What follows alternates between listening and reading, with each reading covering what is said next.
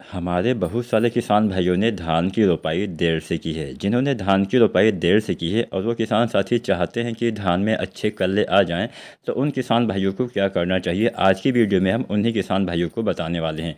तो अगर आपने भी धान की रोपाई देर से की है तो आप बहुत अच्छी वीडियो पे आए हैं। इस वीडियो में आपको संपूर्ण जानकारी मिल जाएगी कि आप धान की रोपाई देर से करने के बावजूद धान में कल्ले कैसे बढ़ा सकते हैं। नमस्कार किसान भाइयों, SRJ खेती चैनल पे आपका स्वागत है। चैनल को अगर अभी तक आपने सब्सक्राइब नहीं किया है तो सबसे पहले सब्सक्राइब करिए, इसके साथ में वीडियो को लाइक भी करिए। तो चलिए वीडियो स्टार्ट करते हैं। जानते हैं अगर आपने धान की रोपाई देर से की है तो क्या करना चाहिए, कैसे आप देर से रोपाई किए गए धान में अच्छे कल्ले अच्छी पैदावार ले सकते हैं।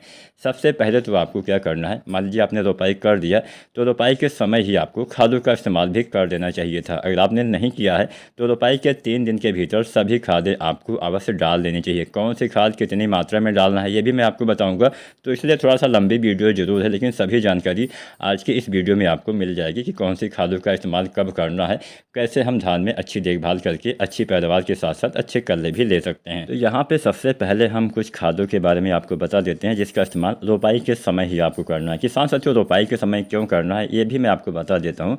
जब भी हम धान की रोपाई करते हैं तो जो हमारे पौधे होती हैं, पौधे की जो जड़ें होती हैं, वो जड़ें मिट्टी को 3 दिन के भीतर अच्छे से पकड़ लेती हैं। इसके बाद में जो भी मिट्टी में तत्व होता है उसको ग्रहण करने लगती हैं, मतलब अपना जो भोजन है वो 3 दिन के भीतर ही बनाना चालू कर देती हैं। जब आपने 3 दिन के भीतर खादों का इस्तेमाल कर दिया तब तो अच्छी बात है।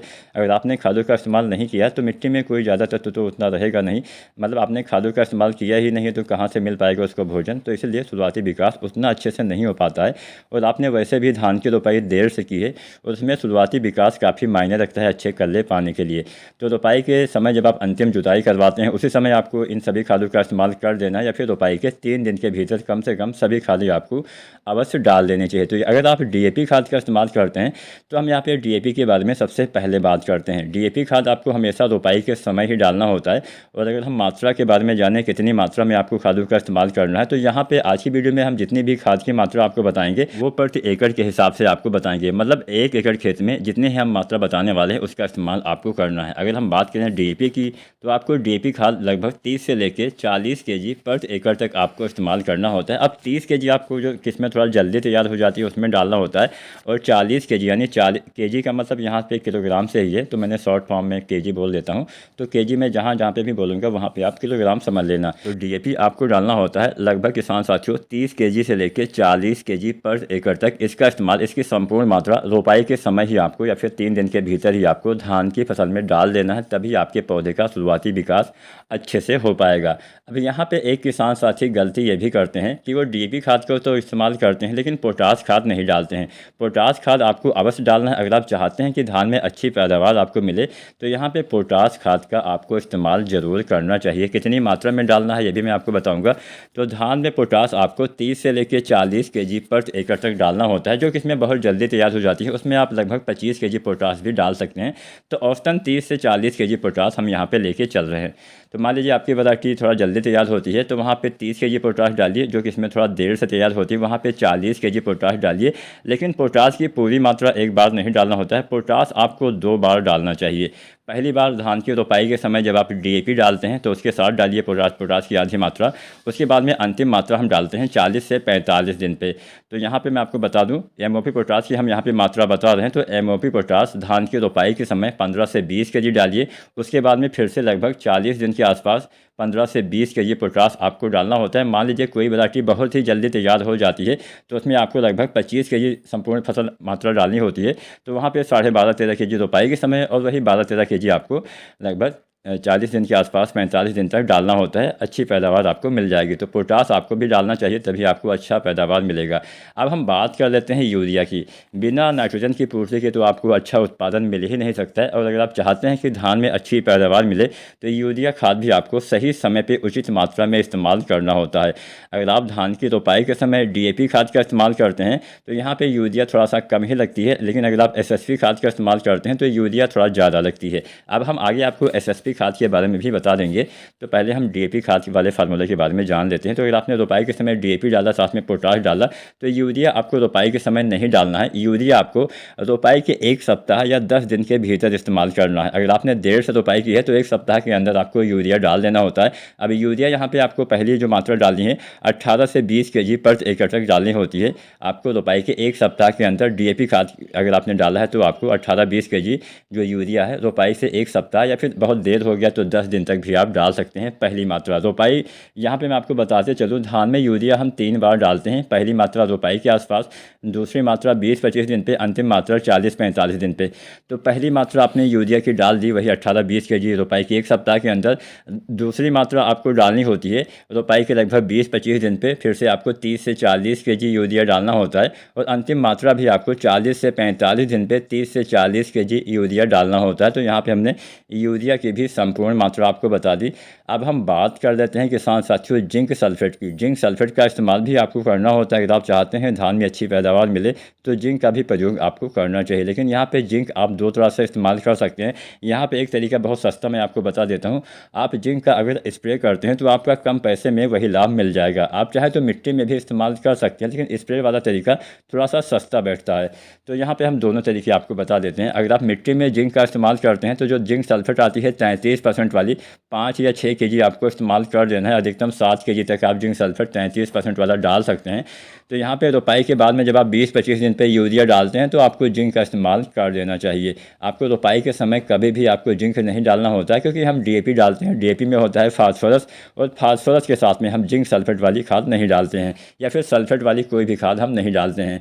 तो यहाँ पे अगर आप 33% वाला डालते हैं तो आपको 5 या 6 केजी डालना होता है। वहीं अगर आप किसान साथियों 21% वाला जिंक डालते हैं तो उसकी आपको मात्रा थोड़ा सा बढ़ा लेना है। 8 से 10 केजी प्रति एकड़ तक आपको 21% वाला जिंक किसान साथियों 20-25 दिन पे इसका भी इस्तेमाल करना है। दोनों में से कोई एक जिंक इस्तेमाल करना है। इसके साथ में यूरिया भी 30 से 40 केजी 20-25 दिन पे, मतलब जब आप यूरिया डालते हैं तब आपको जिंक डालना होता है। अब यहाँ पे एक खाद अगर आपका थोड़ा सा बजट अलाउ करता है तो आप इस्तेमाल करिएगा, काफ़ी अच्छा लाभ मिलेगा। जो आप नाइट्रोजन यानी जो आप यूरिया डालते हैं उसकी उपलब्धता थोड़ा सा बढ़ जाएगी। तो वो खाद कौन सी है? वो खाद है किसान साथियों सल्फ़र। जो सल्फ़र आता है 90% वाला, इसका इस्तेमाल करिए। अब इसकी आपको 3 या 4 केजी मात्रा पर एकड़ तक जब आप यूरिया जिंक और ये डालते हैं तो आपको यूरिया जिंक के साथ में सल्फ़र भी डाल देना होता है। अच्छा लाभ आपको मिल जाएगा। अब सल्फ़र डालने से क्या फ़ायदा मिलता है ये भी मैं आपको बता दूं। सल्फ़र अगर आप इस्तेमाल करते हैं तो जो आप यूरिया डालते हैं, यूरिया की उपलब्ध जो क्षमता होती है, मतलब यूरिया जो लगती है आपके पौधे में वो ज़्यादा मात्रा में लगती है। वैसे अगर आप यूरिया डालते हैं केवल सिंगल ही या फिर जिंक के साथ भी डालते हैं तो यहाँ पर यूरिया आपकी 50 या इससे कम % में ही लग पाती है। जबकि अगर आप सल्फ़र के साथ में जो है यूरिया का इस्तेमाल करते हैं तो यहाँ पर इसकी जो लगने वाली क्षमता है वो 50% से ज़्यादा हो जाती है। अर्थात आप नाइट्रोजन तो डालते हैं लेकिन ज़्यादा मात्रा में आपके पौधे को वो मिल पाता है। सल्फ़र डालने से पौधे में पर्णहरित लवक जो होता है इसके निर्माण में सहायता होती है, जिससे फसल में हरियाली आती है। सल्फ़र की कमी से धान की जो नई पत्तियां निकलती है उसमें हल्का पीलापन देखा जाता है। तो मान लीजिए पीलापन हल्का सा नई पत्तियों में है तो सल्फ़र की कमी हो गई है। सल्फ़र का इस्तेमाल आपको अवश्य करना चाहिए। अब आजकल तो जो यूरिया गोल्ड है वो भी आ गई है, जिसमें सल्फ़र ऑटोमेटिक, मतलब पहले से ही सल्फ़र जो है नाइट्रोजन के साथ में लेपित होता है। अर्थात नाइट्रोजन और सल्फ़र एक साथ ही आ गया है। तो आप चाहें तो वह वाली खाद भी अगर आपके पास उपलब्ध हो तो यूरिया गोल्ड का भी इस्तेमाल आप कर सकते हैं। अब यहाँ पे आपको ध्यान यही रखना है कि आपको सभी खादें समय से डालना है। अब जब आप यूरिया डालते हैं तो एक सावधानी भी आपको बरतनी होती है किसान साथियों। हमेशा यूरिया जब आप डालें तो उस समय खेत में ज़्यादा पानी भरा ना हो, इस बात का किसान साथियों आपको ध्यान रखना है। ज़्यादा पानी अगर भरा रहता है तो नुकसान होता है। आपकी जो यूरिया है वो पानी के साथ में मिलकर प्रक्रिया करती है, जिससे अमोनियम गैस बन जाती है, अमोनिया गैस बन जाती है, और ये जो होता है यूरिया आपकी ख़राब हो जाती है। मतलब आपके पौधे को उतना अधिक मात्रा में नहीं लग पाती है जितना लगना चाहिए, उसके लगने का प्रतिशत बहुत कम हो जाता है। तो अगर बहुत ज़्यादा पानी भरा है तो पानी निकालने के बाद ही कोशिश करिए आपको यूरिया का इस्तेमाल करना है। अगर आप पानी नहीं निकाल सकते हैं, मान लीजिए कई बार हमारे तराई क्षेत्र में जो खेत होते हैं वहाँ पर हम पानी नहीं निकाल सकते हैं, तो आप नैनो यूरिया का इस्तेमाल करिए। 2 से 4 ml नैनो यूरिया पर लीटर पानी के हिसाब से घोल के आपको अपनी खड़ी फसल में छिड़काव करना होता है। इसका छिड़काव जब आप यूरिया 20-25 दिन पर डालते हैं तब करिए। इसके बाद में जब आप फिर से यूरिया डालते हैं 40-45 दिन पे, तब से दोबारा आप इसका इस्तेमाल कर सकते हैं। वही लाभ मिलेगा जो आपका यूरिया डालने से मिलता है, जबकि इसके लाभ के प्रतिशत में काफ़ी ज़्यादा बढ़ोतरी होती है। अब अगर आप दानेदार यूरिया डालते हैं तो 50% से कम ही आपके पौधे को लग पाती है, लेकिन अगर आप नैनो यूरिया डालते हैं तो 80% से ज़्यादा इसका इस्तेमाल आपके पौधे को उपलब्ध हो पाता है। तो इसके साथ साथ आपको खरपतवार का नियंत्रण भी किसान साथियों अवश्य करना होता है। तो चलिए हम खरपतवार के नियंत्रण के बारे में आपको बता देते हैं। अगर आप चाहते हैं अच्छी पैदावार मिले तो खरपतवार नियंत्रण पे भी आपको थोड़ा सा फोकस करना पड़ेगा। तो खरपतवार नियंत्रण के लिए पहला तरीका होता है कि खरपतवार को उगने ही ना दिया जाए, अर्थात जमने ही ना दिया जाए। तो जमने से रोकने के लिए धान की रोपाई के लगभग किसान साथियों 3 से 5 दिन के अंदर आपको, मतलब 2 से 5 दिन के अंदर आपको इस दवा का इस्तेमाल करना है। यह दवा है पेट्रोलाक्लोर जो आती है 50% ईसी में, इसका इस्तेमाल करिए। इसकी आपको 500 ml मात्रा 200 लीटर पानी में घोल बना के प्रति एकड़ के हिसाब से आपको इसको डालना होता है। जब भी आप इसका इस्तेमाल करिए पानी भरा हो, और पानी 2-4 दिन तक, कम से कम 5 दिन तक भरा रहेगा, तब ये दवा काफ़ी अच्छे से काम करेगी। पानी सूख जाता है तो ये करती कैसे काम, इसके पानी के ऊपर एक लेयर हो जाता है जिससे खरपतवार का जमाव नहीं हो पाता है। तो पानी कोशिश करिए 4-5 दिन तक आपके खेत में 3 से 4 इंच लगातार भरा रहे। मान लीजिए बाद में खरपतवार उगाते हैं तो ऐसी कंडीशन में आपको इस्तेमाल करना है बिस्वारी बैग सोडियम जो आता है 10% HC वाली। इसकी 80 ml मात्रा 200 लीटर पानी में घोल बना के जब आपके खरपतवार 2 से 5 पत्तियों के हो जाएं तब आपको छिड़काव करना होता है। इसके छिड़काव के समय पानी ज़्यादा भरा ना रहे, इस बात का ध्यान रखना है, लेकिन नमी की कमी भी नहीं होनी चाहिए। तो आपको खरपतवार नियंत्रण के बारे में पता चल गया।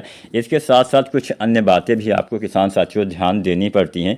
जैसे मैंने आपको बताया NPK आप डाल सकते हैं। NPK 19-19-19 का इस्तेमाल करिएगा। अब इसका इस्तेमाल आपको धान की फसल में 25 से 30 दिन की अवस्था में करना होता है। इसकी 1 से 1.5 kg मात्रा डालनी होती है। आप चाहें, अगर आपका बजट अलाउ करता है तो आप इसके साथ सागरिका लिक्विड डालिए।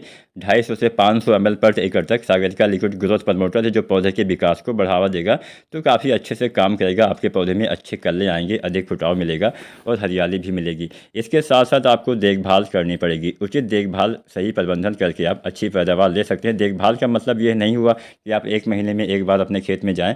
आपको लगभग 2-3 दिन पे, 4 दिन पे आपको खेत में जाना पड़ेगा। वहाँ पे देखना पड़ेगा आपकी फसल कैसी है, फसल में ग्रोथ हो रही है नहीं हो रही है, पौधे में जड़ों का विकास हुआ है, पानी है या नहीं है, कोई रोग कोई बीमारी तो नहीं लग गया है।